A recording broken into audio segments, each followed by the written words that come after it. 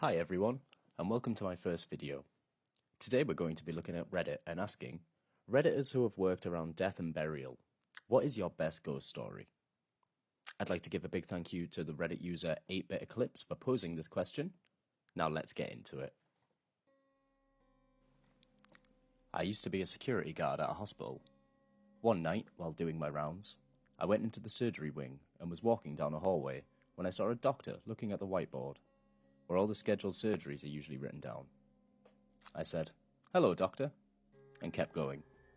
The doctor didn't say anything back, just kept studying the whiteboard. When I got back to the security office, I was telling one of the guys that's been there for years about how I greeted this doctor, and he didn't say anything back. I asked if that's the asshole they told me to watch out for. I was asked where I saw him, and I said the surgery ward, and he gave me a smirk. He then explained that the surgery ward closes at 9 PM and that all the patients are moved into the monitoring wards. There should be no one there.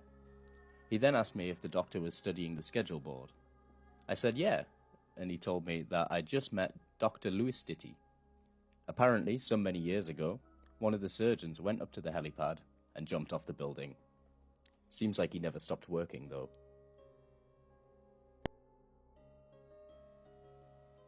I used to work in a nursing home. The residents in certain rooms would complain about a man in their room at night, but hallucinations are common in the elderly, so it wasn't really noticed. One night I was moping around the dining room, which had huge windows overlooking the garden. It was around 1 AM, so it was pitch black outside and very low lighting inside.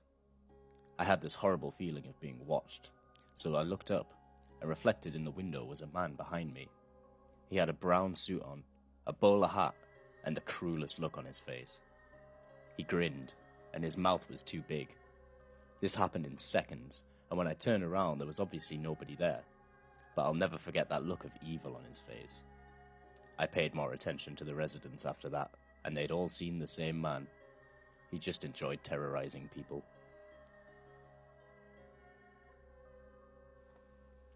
I used to be a driver for a funeral home corporation, like drive the hearse and pick up the bodies. Never had anything creepy happen.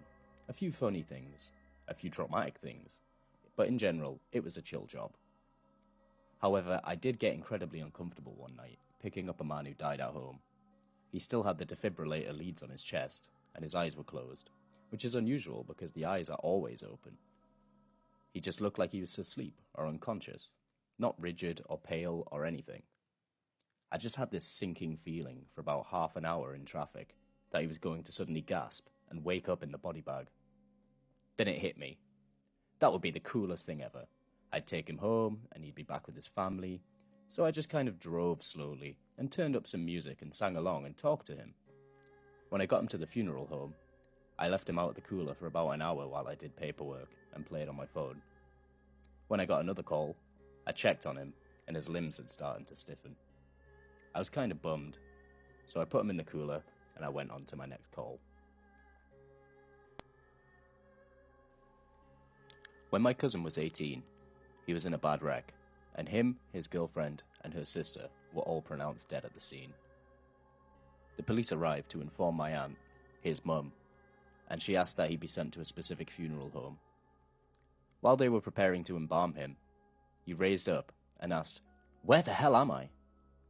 The funeral director said it was the first time he ever had to go home and change pants.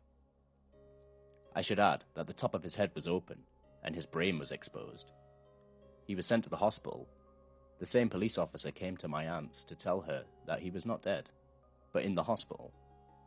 They thought he'd be in a vegetative state, but a few weeks later, he walked out of the hospital. My aunt said it was the worst and best day of her life. I was a nurse employed in nursing homes. Electrical disturbances weren't uncommon. I had a resident die during the day, and when I came on shift that night, her call light started going off. Thinking the light connection to the wall had been disturbed when they removed her and cleaned the room, I visually checked it. I unplugged it and plugged it in again, and I noted there was no issue. Less than an hour later, it's going off again. Knowing what I know now, I go in and speak to her.